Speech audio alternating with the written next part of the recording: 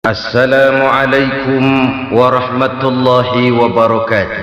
Waalaikumsalam warahmatullahi wabarakatuh. Bismillahirrahmanirrahim. Alhamdulillahi rabbil alamin. Wassalatu wassalamu ala ashrafil anbiya'i wal mursalin Sayyidina wa maulana Muhammadin wa ala alihi wa sahbihi ajma'in, amma ba'du. Saudara-saudara kaum muslimin rahimakumullah, sebagai bangsa kita tengah menghadapi berbagai bencana, baik di bidang ekonomi maupun di bidang politik.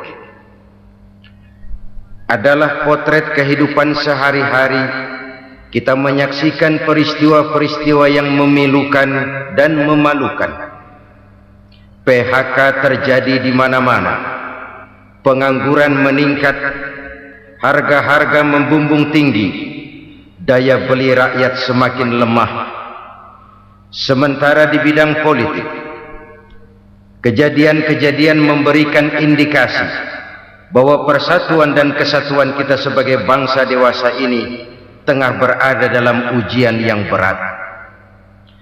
Pada jumpa kita kali ini, tanpa bermaksud untuk mencari kambing hitam dari bencana yang kita hadapi, saya ingin menyampaikan sebuah hadis yang diriwayatkan oleh Imam At-Tabrani dari Ibnu Abbas, bahwa Rasulullah sallallahu alaihi wasallam bersabda, "Khamsun bi khamsin."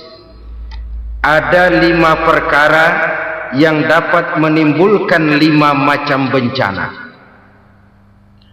Mari kita renungi hadis ini satu demi satu sebagai bahan introspeksi buat kita semua dalam menghadapi bencana yang tengah berlaku sekarang ini. Yang pertama, ma naqasa qaumul ahda illa sullita alaihim aduwwuhum. Apabila suatu kaum sudah mengingkari janjinya, maka mereka pun akan dikuasai oleh musuh-musuh mereka. Sederhana saja nampak kalimat dalam hadis ini. Apabila orang sudah mengingkari janji, mereka akan dikuasai oleh musuh-musuh mereka sendiri. Dan musuh kita yang paling utama saat ini adalah kemiskinan dan kebodohan. Kenapa itu terjadi? Karena kita mengingkari janji kita sendiri. Di saat awal-awal berdirinya Orde Baru, kita pernah berjanji untuk melaksanakan Pancasila dan Undang-Undang Dasar 45 secara murni dan konsekuen. Kita berjanji bahwa kita akan menegakkan pemerintah yang bersih dan berwibawa. Itu semua pada permulaannya. Waktu demi waktu berjalan, kita lupa dengan janji yang kita ucapkan itu. Ketuhanan yang Maha Esa kita ucapkan, tapi kesetanan yang luar biasa yang kita lakukan. Kemanusiaan yang adil dan beradab yang kita dengungkan, tetapi kemanusiaan zalim dan biadab yang kita praktekkan. Sederhana saja saudara, hampir setiap pejabat pada posisi-posisi kunci di awal-awal ia memangku jabatan itu, biasanya ia mengucapkan sumpah dengan lafaz demi Allah, bahwa dalam melaksanakan jabatan ini saya tidak akan menerima hadiah atau pemberian dalam bentuk apapun. Itu pada permulaannya. Lama-lama rupanya hadiah itu asik juga, mulai diterima. Lama-lama dirasa kurang, mulai menagih. Dan akhirnya terjadilah praktek yang disebut suap menyuap, semir menyemir, dan lain sebagainya. Kalau ini sudah menjadi kenyataan, bagaimana kita mau menegakkan pemerintah yang bersih dan berwibawa? Undang-Undang Dasar 45 menyatakan bahwa bumi, air, dan seluruh kekayaan negara dikelola oleh negara bagi sebesar-besar kemakmuran rakyat. Yang terjadi adalah bahwa kita merasa mewakili rakyat untuk menikmati harta dan kekayaan negara, sehingga rakyat banyak tidak bisa ikut menikmatinya. Menumpuklah harta itu sehingga terjadilah pepatah, gunung ditimbun, sumur digali. Yang kaya semakin kaya, yang miskin semakin terpuruk. Kita ingkar dengan janji yang kita ucapkan di awal-awal kita bergerak. Kita ingkar dengan janji pada saat kita mengatakannya dengan menyebut nama Allah, dengan mempertaruhkan nama Tuhan. Sehingga pada akhirnya jabatan pun mengalami tender. Sudah menjadi rahasia umum. Orang mau jadi lurah mesti mengeluarkan uang. Mau jadi camat mesti mengeluarkan uang. Mau jadi wali kota, bupati, bahkan gubernur, itu ada pasarannya. Secara logika, kalau orang memperoleh satu jabatan karena banyak mengeluarkan uang, tentu pada saat ia mengeluarkan uang, ia sudah punya pemikiran, modal pasti pulang, modal pasti kembali. Kalau orang memperoleh suatu jabatan karena banyak mengeluarkan uang, maka langkah pertama yang dia lakukan setelah memangku jabatan itu ialah bagaimana uang bisa kembali, bagaimana modal bisa pulang. Kalau modal sudah pulang, pikiran berikutnya bagaimana supaya dapat untung. Lalu kapan mau bekerja untuk kepentingan rakyat? Itu nomor 18. Kemudian kalau ada proyek-proyek besar, pertanyaannya ialah bukan apakah proyek ini bermanfaat bagi rakyat, apakah proyek ini layak untuk diteruskan, tetapi yang jadi pertanyaan paling utama ialah bagian saya berapa duit dari proyek ini. Kita bisa lihat proyek, mega proyek lahan 1 juta hektar di Kalimantan Tengah, triliunan rupiah, dan proyek itu gagal. SD Impres bulan ini diresmikan, bulan depan retak. Jembatan-jembatan bulan ini gunting pita, bulan depan runtuh. Kita ingkar dengan janji. Kita berkata kita bekerja untuk kepentingan rakyat, tapi kita tidak pernah mengenal rakyat itu. Apabila suatu kaum sudah mulai mengingkari janji, maka mereka akan dikuasai oleh musuh-musuh mereka. Akibatnya tersusunlah barisan-barisan sakit hati yang makin lama makin menjadi bola salju, menggelinding membesar, dan kemudian terjadilah hal-hal yang tidak kita inginkan lagi. Apabila suatu kaum sudah mengingkari janji, maka mereka akan dikuasai oleh musuh-musuh mereka. Ini penyebab bencana yang pertama. Kita tidak konsekuen. Tadinya kita dengan lantang teriak-teriak berantas korupsi, ganyang korupsi. Pada waktu kita belum mendapat kesempatan. Setelah kita naik punya kesempatan, rupanya korupsi enak juga dirasa. Terjadi pergeseran nilai, orang luntur, kehilangan idealisme awal. Lalu untuk menghibur diri, menutup kesalahan, kita gunakanlah pepatah bahwa tidak ada gading yang tak retak, bahwa kita harus mikul dur mendem jeruk. Itu semua cuma sebagai dalih agar kesalahan kita tidak dibicarakan orang lain. Padahal kita sendiri yang mengingkari janji. Kita yang keluar dari komitmen awal kita. Kita berjanji melaksanakan Pancasila dan Undang-Undang Dasar 45 dengan murni dan konsekuen. Kita berjanji untuk menegakkan pemerintah yang bersih dan berwibawa. Namun dalam kenyataannya itu tidak kita laksanakan dengan sebagaimana mestinya. Kita bergeser, kita mengalami proses degradasi, peluncuran nilai, dan akhirnya terbentuklah barisan-barisan sakit hati yang semakin lama semakin membesar itu. Kita harus introspeksi. Memang kalau zaman sedang susah, biasanya kambing hitam laris, tukang kompor gentayangan. Itu dari dulu selalu mencari kambing hitam. Karena itu kita tidak bicara orang, kita tidak bicara siapa yang salah, kita bicara sistem, dan sistem itu bisa mengena siapa saja. Kalau orang sudah mulai mengingkari janji, bergeser dari komitmen awal, itu sudah mulai ya mengalami proses peluncuran, proses degradasi. Ini penyebab yang pertama. Kita tidak lagi konsekuen bahwa bumi, air, sumber daya alam adalah milik negara, dikuasai oleh negara, digunakan bagi sebesar-besar kemakmuran rakyat. Ternyata rakyat yang makmur itu tidak merupakan gambaran yang menyeluruh dari rakyat kita. Undang-undang dasar kita menganut ekonomi kekeluargaan, tapi yang kita praktekkan adalah ekonomi keluarga. Kalau bukan keluarga nggak dapat proyek. Kalau bukan keluarga nggak dapat macam-macam.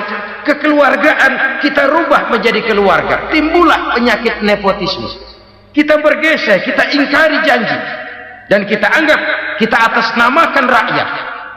Rakyat cuma sekedar jadi adres, rakyat cuma sekedar jadi alamat, tetapi kehidupan mereka tidak banyak berubah dan tidak banyak terangkat. Kaum muslimin rahimakumullah, ini penyakit yang pertama, penyebab bencana yang pertama. Yang kedua, kata Nabi, wa ma hakamu bighairi ma anzalallah, apabila hukum yang diterapkan sudah tidak lagi bersumber dari hukum Allah, illa fasha fihimul faqru, maka akan bertebaranlah kemiskinan di mana-mana. Ini artinya apa? Apabila hukum tinggal sebuah stempel, apabila hukum sudah diatur menurut kepentingan, apabila hukum sudah tidak lagi ditegakkan secara adil, maka kemiskinan merambah di mana-mana. Hukum diatur menurut selera orang yang sedang berkuasa, maka yang benar bisa jadi salah, yang salah bisa jadi benar. Hukum dalam kenyataan hidup berlaku seperti pisau. Pisau itu kan saudara lihat, yang namanya pisau dimanapun itu tajamnya ke bawah, ke atas tumpul.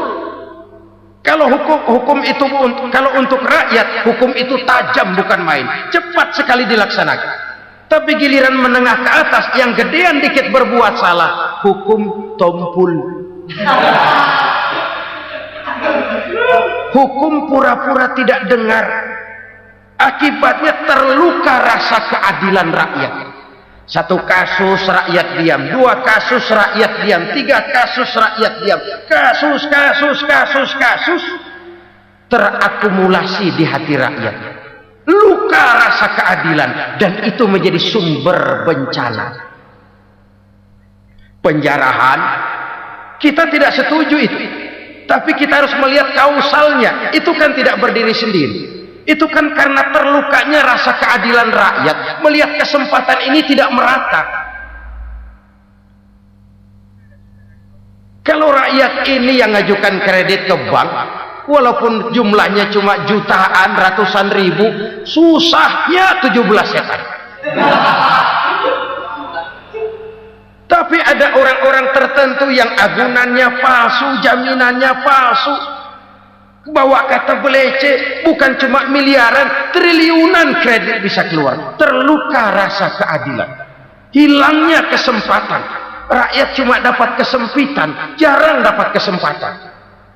Dari lukanya rasa keadilan ini, memang ya entah lipstik, entah basa-basi, dibentuklah tim ini, dibentuklah badan pengawas ini, dibentuklah tim ini. Kalau membentur tahu, hancur tahu. Tapi kalau tim yang dibentuk membentur karang, bukan karangnya yang hancur biasanya, timnya yang bubar. Kenapa? Yang dibentur batu karang yang sangat keras. Kita main-main dengan hukum, kita tidak konsekuen dengan hukum, luka rasa keadilan, dan itu terakumulasi. Tamsil rakyat tahu, terakumulasi, menguap begitu saja. Kasus-kasus lain rakyat tahu, menguap begitu saja. Ketidakadilan terakumulasi, mengendap di hati rakyat, menunggu ledakan. Pada saat sumbu meledak, rakyat tidak bisa dibendung lagi. Oke, kita tidak setuju dengan penjarahan, tapi jangan melihat itu sebagai peristiwa yang berdiri sendiri. Kenapa itu terjadi? Kausalnya kenapa? Oke, kita tidak setuju memang, tapi yang dijarah oleh rakyat kan memang cuma untuk perut. Yang dijarahkan beras, yang dijarahkan televisi, yang dijarahkan kulkas yang masih bisa dihitung, yang memang real untuk kebutuhan rakyat. Penjara-penjara berdasi kepala botak yang menguras uang rakyat habis-habisan, enak saja melenggang dalam kehidupan ini. Makin terluka rasa keadilan rakyat. Apabila hukum yang diterapkan sudah menyimpang dari keadilan yang diajarkan Allah, fasyafihimul fakru, bertebaranlah kemiskinan. Aneh, memalukan, memilukan. Sebuah negara agraris yang katanya pulaunya hijau royo-royo, gemari palau jenawi toto tentem kertora harjo, yang tahun 93 pernah mendapat penghargaan dari FAO, Badan Pangan Sedunia, sebagai negara yang berhasil dalam swasembada pangan. Sekarang ini kita terpaksa betul beli beras dari Vietnam, beli beras ke Kamboja, beli kedelai dari Kamboja. Kenapa? Lahan sawah kita habis ditanami pabrik. Teknologi kita, teknologi loncatan yang non-applied, tidak terpakai oleh kita. Lantas lahan yang tidak bisa kita tanami, kita paksakan lahan-lahan gambut menjadi tanah pertanian yang subur dengan biaya triliunan, dan kita gagal. Kita cari jarum dan kapak hilang. Kita mau jadi negara industri dengan loncatan teknologi yang maju, kita lupakan pola pijak kita sebagai negara agraris, dan akhirnya kita kecolongan. Lihatlah dewasa ini, rakyat kita antri sembako di mana-mana. Di sebuah negara agraris, ketidakadilan melahirkan kemiskinan, kemiskinan moral dan kemiskinan material. Kemiskinan moral, rakyat nggak percaya lagi sama pejabat. Rakyat mengalami krisis figur. Orang ala lu ngomong dah sama ember.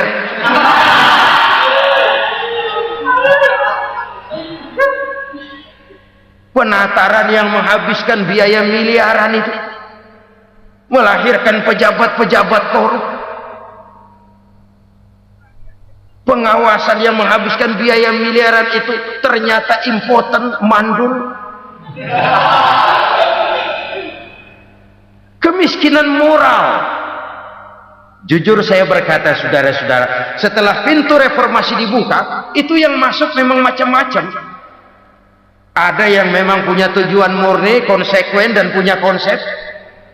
Ada yang nunggu di tikungan, begitu mobil lewat nyamber pintu, berangkat ikut reformasi. Ada yang memanfaatkan momentum, mumpung, untuk nyampein unek-unek, ngerti enggak, pokoknya ngomong. Sehingga keadaan semakin rancu, kebingungan semakin menjadi-jadi, masalah yang paling urgen tidak terselesaikan. Sekarang ini orang berpikir mendingan jadi pala ular daripada jadi buntut macan. Buntut macan memang hebat macan, tapi kalau buntutnya cuma ugel-ugel di belakang buat apa? Mendingan jadi pala ular, kecil juga nyaplok. Artinya ya biar kecil juga kalau punya partai kan gagah. Lalu rame-rame bikin partai kayak bikin arisan. Orang makin mengalami dislokasi. Semua mau jadi pahlawan, semua mau nomor satu, semua ngomong. Iya kalau bidangnya, kalau bukan makin rancu. Marilah lewat kesempatan ini saya mengajak kita untuk tahu diri. Biarkan politisi ngomong politik, biarkan ekonom menata ekonomi, biarkan praktisi bicara soal hukum, biarkan rakyat munajat, istighfar, mohon pertolongan Allah. Tahu diri kita. Kalau memang ayam, kukuruyuk aja dah. Kalau memang kucing, ayo ngeong. Kalau kambing, silahkan ngembe. Udah tahu ayam, ngeong bunyinya. Suaranya palas, orang nggak ngerti, bingung, makin menjadi-jadi. Ibarat kesebelasan sepak bola bangsa kita sekarang ini, rame-rame mau bikin gol, kiper ikut nyerang sekarang. Memilukan dan bahkan memalukan. Wa ma hakamu bighairi ma anzalallah illa fasyafihimul fakru. Kalau hukum yang diterapkan sudah menyimpang dari keadilan yang diajarkan Allah, bertebaranlah kemiskinan di mana-mana. Coba sekarang ini, yang punya duit bingung, apalagi yang kagak punya duit. Yang pengusaha gede ngeluh, apalagi yang pengusaha pas-pasan. Yang kagak punya beras, yang punya beras saja masih bingung, apalagi yang nggak punya beras. Ini sudah demikian merata. Dulu kita kagum mendengar konglomerat kelas wadah, kelas-kelas yang seakan-akan cuma ada dalam khayalan mereka, punya kekayaan miliaran dolar, triliunan. Sudahlah, seolah-olah nggak terjangkau sama kita. Weh, ternyata yang gede-gede itu juga gede utangnya. Dan rontok satu demi satu. Ternyata rakyat selama ini cuma dialamatkan, cuma dijadikan address. Rakyat yang tidak banyak ngerti persoalan ini harus menanggung hidup ini begini berat, harus menanggung beban hidup ini begini tinggi, daya beli semakin lemah, semakin terpuruk dan terpuruk, sedang keadaan belum juga banyak berubah. Yang hutang sama luar negeri itu kan bukan rakyat kecil, Ciano. Yang banyak nyimpen dolar juga kan Ciano. Rakyat kecil bocah kampung mah jangankan nyimpen dolar, ngelihat juga tumben. Kemana kita mesti bercermin? Sekali lagi saya mengatakan maaf, kita tidak bermaksud mencari kambing hitam. Karena itu kita tidak bicara orang, kita bicara sistem, kita bicara keadaan. Beginilah yang dikatakan Nabi, penyebab timbulnya bencana, hukum yang ditegakkan tidak lagi berorientasi kepada keadilan, tapi berorientasi kepada kepentingan. Akhirnya bentuk hukum seperti pisau, tajam ke bawah, tumpul ke atas. Hukum cuma buat rakyat kecil, tetapi kelompok menengah ke atas kadang-kadang kebal dari perlakuan hukum. Maka bertebaranlah kemiskinan. Iya, kemiskinan moral berupa lukanya rasa keadilan. Kalau rasa keadilan terluka, orang kan nunggu kesempatan, saudara. Iya, dia nggak bisa ngomong, iya dia nggak sanggup action, iya dia nggak bisa tunjuk rasa, tapi hatinya kan kapan ada kesempatan, kapan ada waktu, tunggu. Hatinya mesti begitu, sehingga begitu ada kesempatan terjadilah hal-hal yang tidak terhindarkan.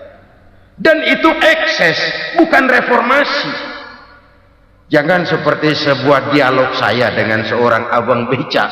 Saya bertanya, bang, ya, abang tahu nggak reformasi? Tahu, Ustaz. Apa? Pembakaran. Terus penjarahan, lalu perkosaan. Itu reformasi. Itu yang saya lihat. Nah, itu yang dia lihat. Saya tentu tidak menyalahkan abang beca kita, karena memang itu yang dia lihat dan sejauh itu wawasannya. Tapi ini indikasi bahwa banyak rakyat kita yang belum bisa menggunakan kebebasan secara bertanggung jawab. Padahal kebebasan tanpa tanggung jawab tirani. Sebuah contoh gampang-gampangan. Saya beli radio, saya setel di kamar saya, lalu saya bilang, ini radio gue, yang beli gue, pakai duit gue setel di kamar gue, sekeras-kerasnya, gak ada urusan sama orang lain. Itu kata saya.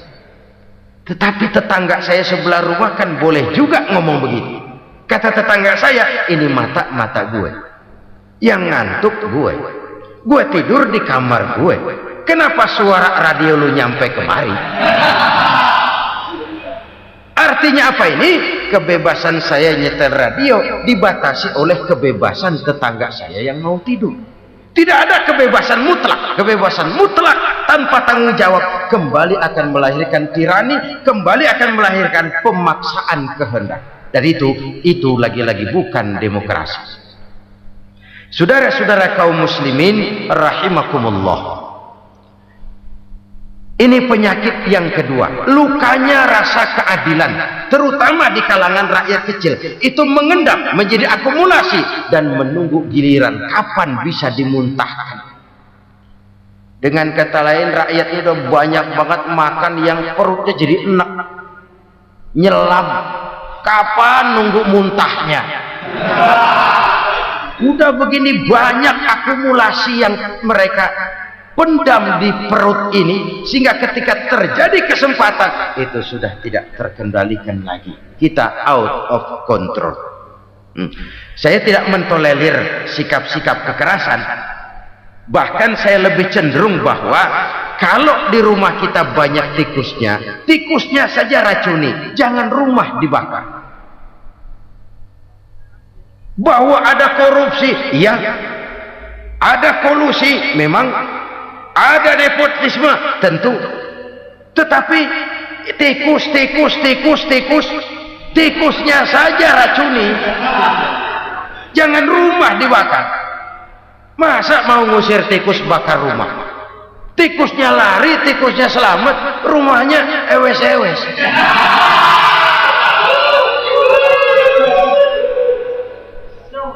Tikus selamat, rumah nggak punya, masalah nggak terselesaikan dengan sebagaimana yang kita harapkan. Kita sepakat ini negara hukum, dan di hadapan hukum semua manusia itu sama. Itu prinsip yang diajarkan Allah. Al-musawat bainan nas fi takalifil ahkam. Semua manusia sama dalam berhadapan dengan hukum Allah Subhanahu wa taala. Kalau hukum sudah pandang bulu, itu jelas yang enak yang banyak bulunya. Siapa yang banyak bulunya? Monyet. Kalau hukum pandang bulu, monyet keenakan. Saudara-saudara kaum muslimin rahimakumullah, introspeksi. Mari kita bercermin bagaimana perjalanan hukum selama ini. Kalau introspeksi ini kita temukan, lalu ada upaya untuk memperbaiki diri. Jangan menggunakan tak ada gading yang tak retak, mikul duwur mendem jero untuk menutupi kesalahan orang. Padahal kesalahan itu sedemikian besar. Padahal rakyat kita tiap hari antri sembako. Ada yang sehari sekali makan, ada yang makan sudah bercampur tiwul, ada yang nasi sudah dicampur pisang, balik jadi orok lagi. Macam-macam upaya rakyat untuk menangsal perut ini. Lalu rakyat ditenang-tenangkan, lebih baik puasa Senin Kemis sambil menghadapi krisis ekonomi. Kenapa rakyat yang disuruh puasa? Kenapa bukan pejabatnya yang puasa lebih dulu untuk kemakmuran rakyat? Kalau rakyat yang memang perutnya udah gepeng disuruh puasa, makin krempeng perutnya. Artinya pejabat harus punya sense of politics.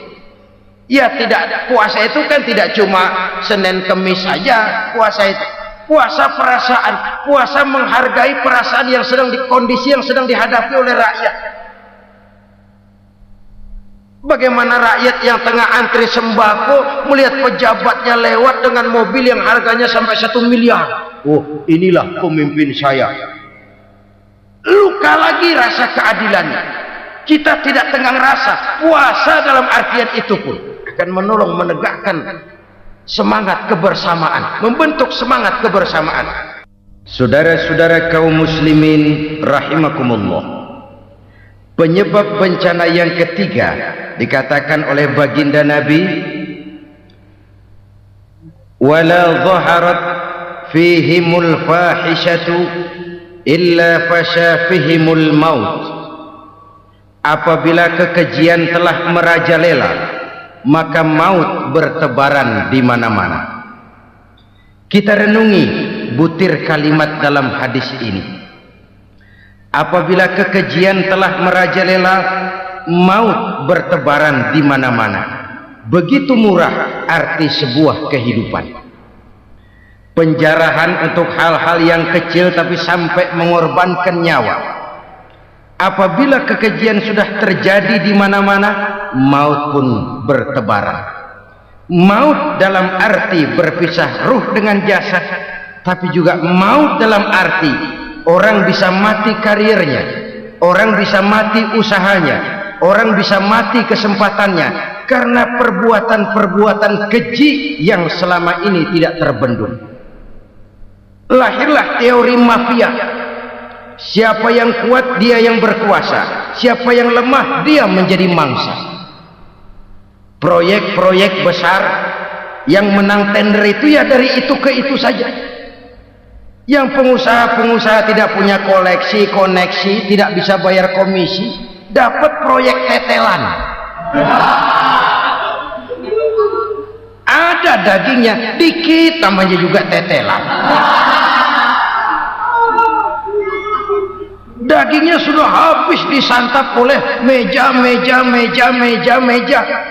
Sekian puluh meja dilalui, sekian puluh amplop dikeluarkan. Sehingga yang akhirnya ya tinggal tetelan itu tadi. Maka kualitas pekerjaan pun sudah bukan lagi jadi masalah. Demikianlah mafia-mafia ini bermunculan di mana-mana. Di pengadilan terkenallah mafia pengadilan. Hukum bisa dibeli, hukum bisa dipesan menurut kebutuhan sponsor. Mafia peradilan, mafia politik, mafia ekonomi, bahkan mafia agama yang menggunakan agama sebagai kedok, menggunakan agama sebagai dalih, menggunakan agama sebagai topeng untuk melancarkan maksud-maksud politiknya pun tidak tertutup kemungkinan. Apabila kekejian telah merajalela, maut bertebaran di mana-mana. Korupsi, kolusi, nepotisme itu bagian dari kekejian. Kita selama ini kalau mendengar maksiat, itu yang terbayang cuma judi, mabuk, zina, ya itu maksiat. Tapi korupsi, kolusi, nepotisme itu juga maksiat dalam bentuk lain. Kalau ini sudah bertebaran, maka maut terjadi di mana-mana. Jangan bayangkan cuma mati orangnya, itu sih kewajiban. Yang menyakitkan itu orangnya masih hidup tapi dibikin mati, karirnya mati. Kenapa? Karena yang diperlukan bukan cuma orang pinter tapi orang taat.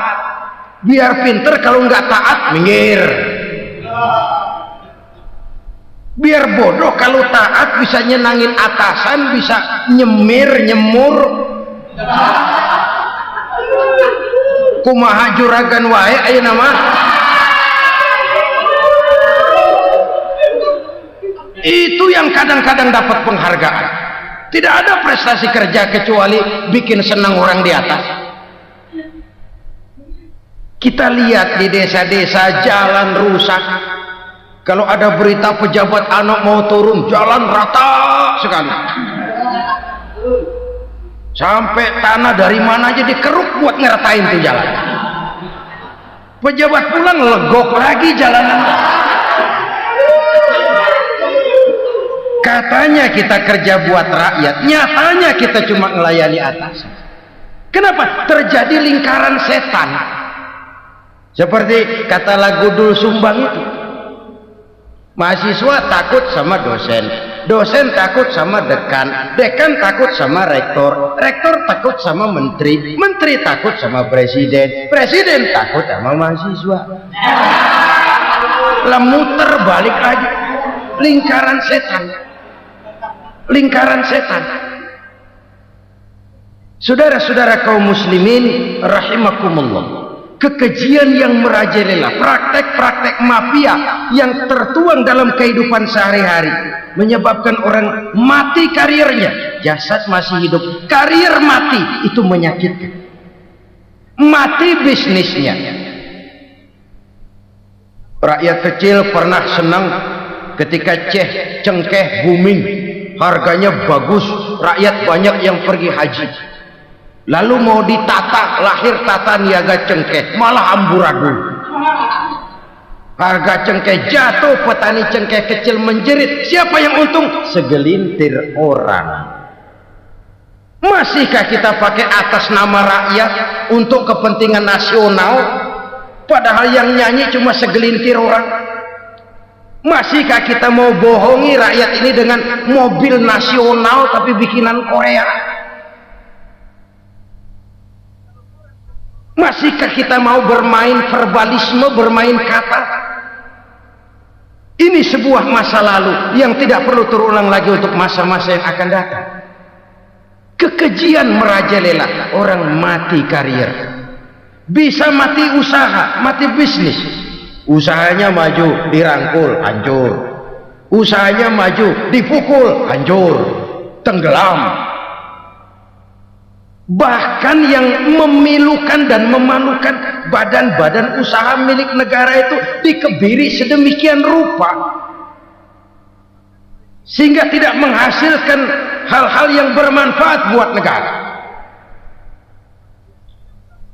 Saudara-saudara kaum muslimin rahimakumullah, kalau nafsu yang sudah mengatur itu semua, maka kekejian pun merajalela.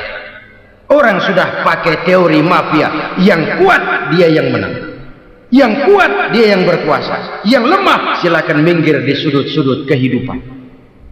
Kalau kekejian seperti ini merajalela, maut bertebaran di mana-mana. Banyak orang mati karirnya, banyak orang mati usahanya, banyak orang mati imajinasinya. Sekarang ini dalam dunia seni yang banyak karyawan seni, bukan seniman. Seniman itu kan dilahirkan, lain seniman, lain karyawan seni. Sekarang yang banyak karyawan seni, bukan seniman. Mati karier, mati imajinasi, mati improvisasi,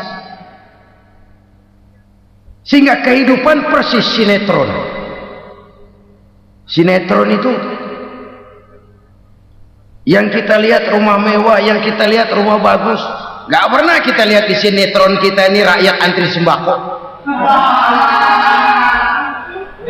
Kita dijejali hal-hal yang indah, yang wah, yang membuat kita tenggelam dalam gaya hidup instan, tenggelam dalam gaya hidup wah. Kita lupa dengan realitas keseharian di tengah-tengah masyarakat kita. Lahirlah kelompok-kelompok selebritis, dibesarkan oleh berbagai media. Selebritis pilek aja masuk koran, pilek.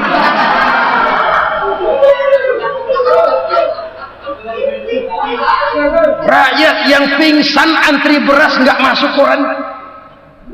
Rakyat yang semaput antri minyak nggak masuk koran. Selebritis panok masuk koran.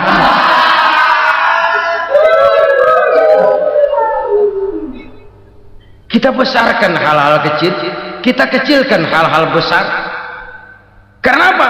Kita mengejar oplah, kita profit oriented, tidak lagi berorientasi kepada realitas hidup yang kita hadapi ini. Kalau kekejian sudah merajalela, kata Nabi, maka maut bertebaran di mana-mana. Maut dalam artian maut, coba lihat sekarang begitu murah nyawa. Karena 1000 perak orang mau nusuk bunuh, karena beras seliter orang khilaf. Begitu murah kehidupan. Tapi kekejian dalam bentuk korupsi, kolusi, nepotisme, kekejian dalam bentuk itu mematikan karier, mematikan bisnis, mematikan imajinasi, mematikan kreativitas. Itu juga maut dalam bentuk lain akibat kekejaman lain. Ini penyebab yang ketiga. Yang keempat, penyebab bencana menurut baginda Rasul, wala tuffiful mikyala illa muni'un nabat. Apabila timbangan sudah dicurangi, maka tercegahlah tumbuh-tumbuhan. Apabila timbangan sudah mulai curang, maka terjadilah musim paceklik.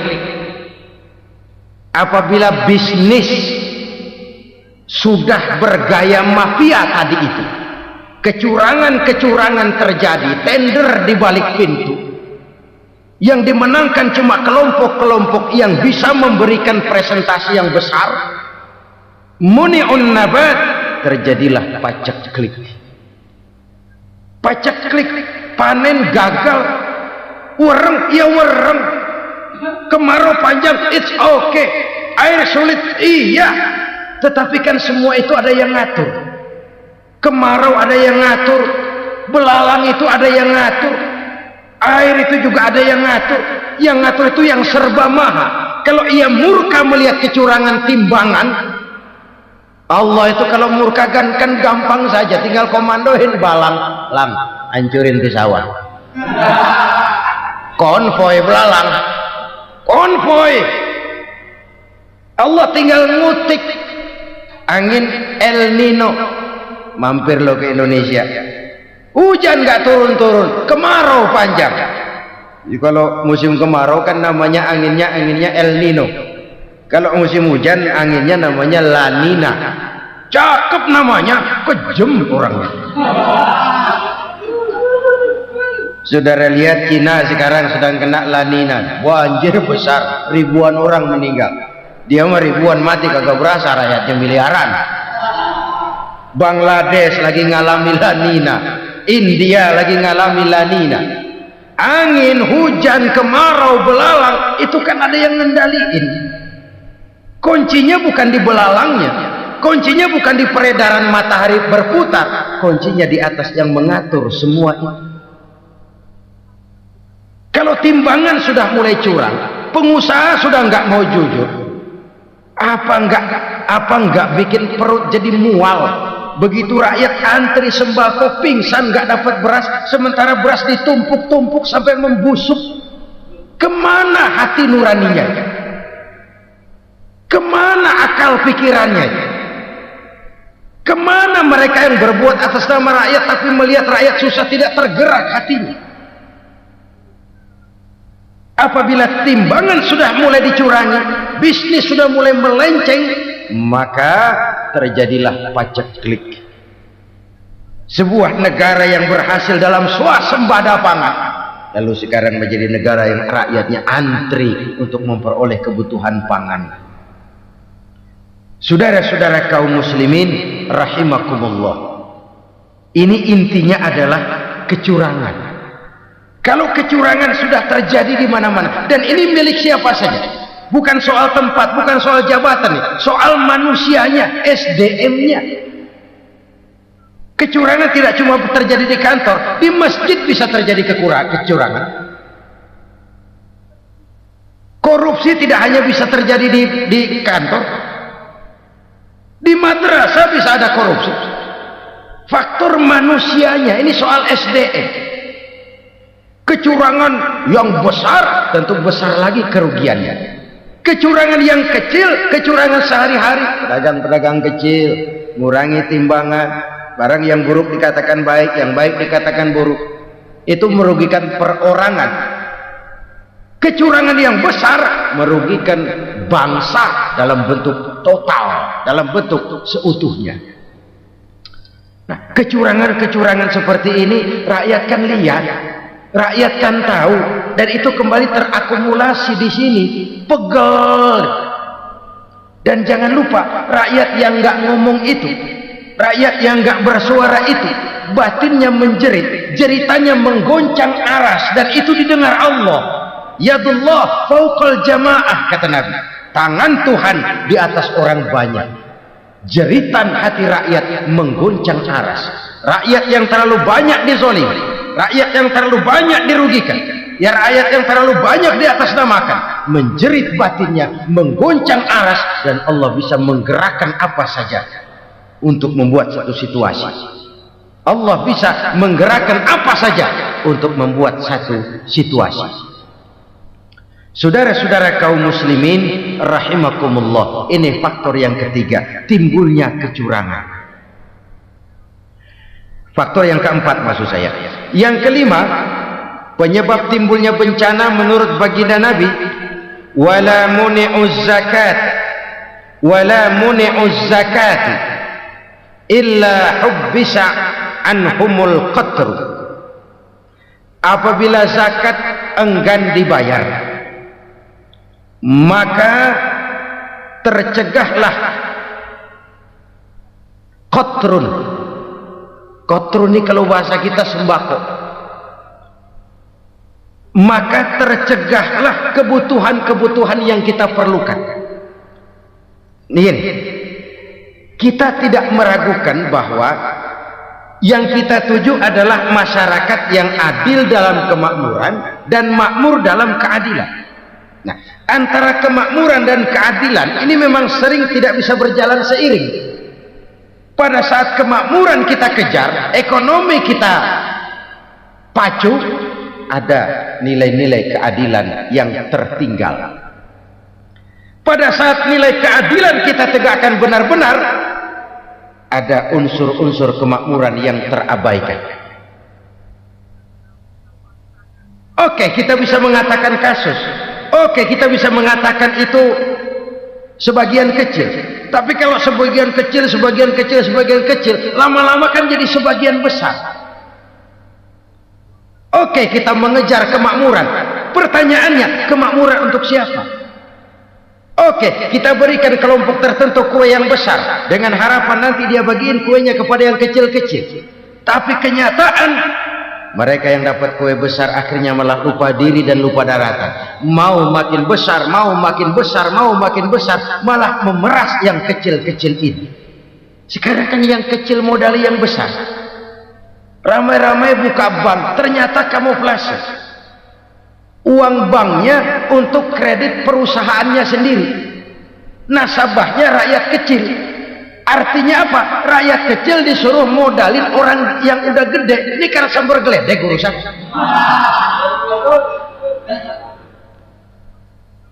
Ini kan permainan apa lagi?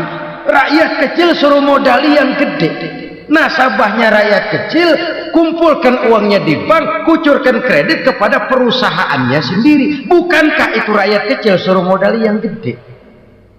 Sudah begitu kejamkah kita untuk meraih keuntungan dengan mengorbankan orang kecil? Sudah tidak bicara lagi kah nurani kita melihat penderitaan orang yang semakin susah ini? Kalau zakat enggan dibayar, padahal zakat 2,5% saja, 2,5% saja. Kalau itu pun enggan, kalau zakat saja enggan, bagaimana pula yang namanya sedekah? Bagaimana pula yang namanya infak? Bagaimana pula yang namanya santunan, bantuan? Kadang-kadang lipstick nyumbang si nyumbang, cuman nyolongnya lebih gede. Ini namanya sumbangan lipstick. Buat lipstick itu kan buat ngumpetin bibir pucat. Itu fungsi utama lipstick. Buat ngumpetin korupsinya, nyumbang kegiatan-kegiatan sosial. Tapi yang dia korup lebih gede dari yang dia sumbang. Lipstick kamuflase. Nepu kata anak sekarang.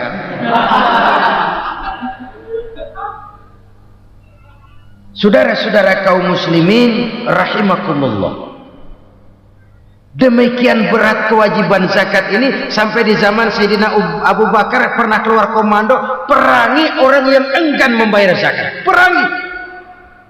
Karena fungsi zakat adalah menjembatani antara si kaya dengan si miskin.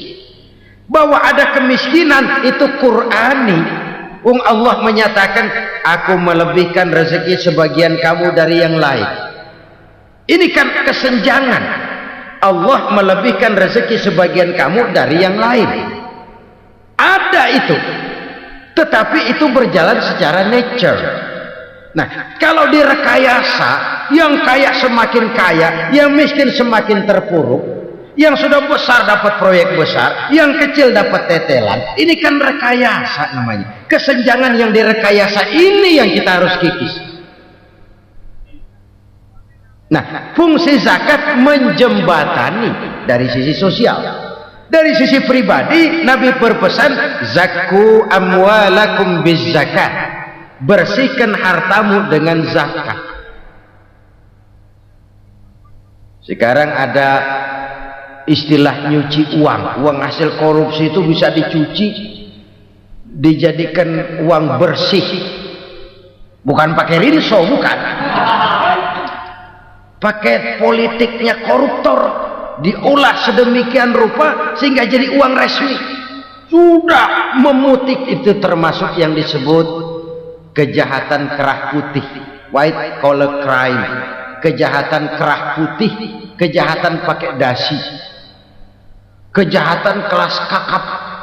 Makanya orang mendingan goblok kagak bener daripada pinter kagak bener. Goblok kagak bener itu gampang ngurusinnya, pinter kagak bener ini yang berabe bener ngurusinnya.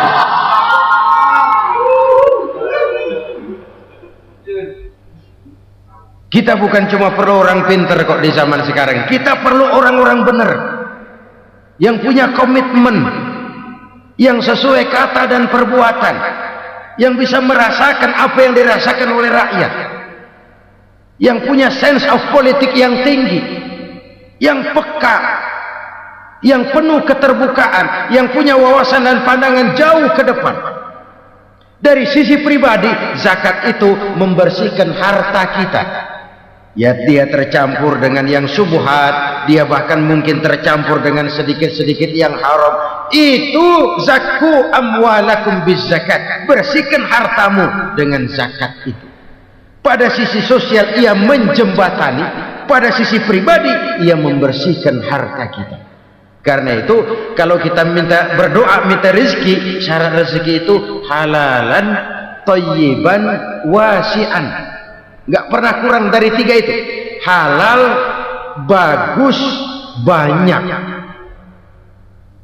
Halal, bagus, tapi sedikit, susah ngaturnya. Halal, banyak, tapi kurang bagus, buat apaan? Bagus, banyak, tapi haram, enggak ada artinya. Sebab kata Imamul Ghazali, kalau kau terlalu suka memakan makanan yang haram, dikunyah masuk ke dalam perut besar, digiling oleh perut besar, menghasilkan energi, menggerakkan sel-sel pembuluh saraf, kau juga akan cenderung berpikir yang haram. Kalau sudah cenderung berpikir yang haram, perbuatan pun akan mengarah kepada perbuatan-perbuatan yang haram. Dulu waktu kelompok Jimbaran 200 konglomerat Indonesia kumpul, dihimbau supaya sekian persen kasih pengusaha lemah. Itu kan cuma sekedar belas kasihan, tidak banyak menolong keadaan. Dan bukan itu yang diperlukan pengusaha-pengusaha kecil. Yang diperlukan adalah berikan kami kesempatan seperti mereka dapat kesempatan. Berikan kami peluang seperti mereka juga dikasih peluang. Kalau cuma dikasih 100 juta 200 juta hari ini, usaha kami nggak ada prospeknya, peluang kagak ada, kan sama juga bohong. Diceburin ke kali, disuruh berenang, tangan diikat, mendingan mampusin ketahuan. Ayo berenang, berlomba, tangan diikat, kaki diikat, sama saja nyuruh mati. Jadi jangan kasih ikannya, kasih kailnya. Yang diperlukan pengusaha kecil menengah ke bawah itu bukan cuma sekedar belas kasih dari konglomerat-konglomerat besar. Berikan kami peluang seperti mereka juga dapat peluang. Berikan kami kesempatan seperti mereka dapat kesempatan. Berikan kami kredit dengan kemudahan seperti mereka juga kalau minta kredit begitu mudahnya. Menciptakan peluang dan kesempatan, pemerataan. Bukan menciptakan manusia Indonesia dengan standar ekonomi yang sama. Semua rumahnya harus sama, semua punya mobil. Itu sih kebersamaan bebek. Bebek, coba lihat bebek, satu ngalor semua, satu ngidul semua. Kebersamaan bukan itu. Kebersamaan adalah menciptakan peluang. Kalau yang kaya bisa semakin kaya, kenapa yang miskin tidak bisa ikut naik jadi sedikit kaya? Kalau pengusaha yang sudah kuat bisa bertambah menjadi kuat dengan proyek mega proyek, kenapa yang menengah tidak bisa ikut menjadi kuat? Dan kenapa kekejian itu merajalela? Kita dengar lewat berita-berita PLN tekor, PLN utang, Kenapa? Dia beli listrik dari swasta yang belinya lebih mahal daripada penjualannya. Artinya dia beli itu listrik dari perusahaan listrik swasta, dia jual kepada rakyat lagi. Harga jualnya lebih murah daripada dia beli kepada swasta. Kenapa? Ada tekanan lagi tuh. Biasa siklus lagi. Hukum Boyle. Atas neken paling bawah gepeng. Ya kita nih rakyat kecil, emang nasibnya gepeng-gepeng terus. Saudara-saudara kaum muslimin rahimakumullah, dari 5 penyebab bencana ini kita ambil kesimpulan untuk sebuah renungan dan introspeksi kita bersama. Pertama, mengingkari janji, padahal janji itu yang lebih tinggi nilainya adalah di hadapan Allah Subhanahu wa ta'ala. Baik wakil-wakil rakyat di parlemen maupun pemimpin-pemimpin rakyat di dalam kabinet, apabila memangku suatu jabatan, selalu mereka mengawali dengan sumpah, dan sumpah itu dimulai dengan demi Allah. Sadarkah kita pada saat itu kita ucapkan bahwa kita sudah mempertaruhkan Allah untuk jabatan yang kita pegang? Kita sudah mempertaruhkan nama Allah untuk posisi yang dipercayakan kepada kita. Sadarkah kita bahwa menyia-nyiakan itu satu dosa yang sangat besar, yang tidak hanya kepada Allah tetapi juga kepada rakyat yang kita wakili, kepada rakyat yang kita pimpin. Cukuplah sudah rakyat dijadikan adres, umat dijadikan alamat sebagai numpang. Marilah kita kembali kepada komit awal dengan jujur kepada janji kita sendiri. Lalu yang kedua, kekejian, baik berupa korupsi, kolusi, nepotisme, dan perbuatan-perbuatan lain akan melahirkan kemiskinan. Kekurangan pangan bukan satu-satunya yang menyebabkan rakyat menderita. Lukanya rasa keadilan terakumulasi di hati rakyat, dan jeritan hati rakyat mengguncang aras. Kalau Allah murka, Allah bisa melakukan apa saja untuk menciptakan suatu kondisi. Faktor yang ketiga adalah praktek mafia menebarkan maut. Orang yang mati jasad dan rohaninya, maupun orang yang mati karirnya, mati kejujurannya, mati usahanya, mati imajinasinya. Hilang kreativitas kita sebagai bangsa.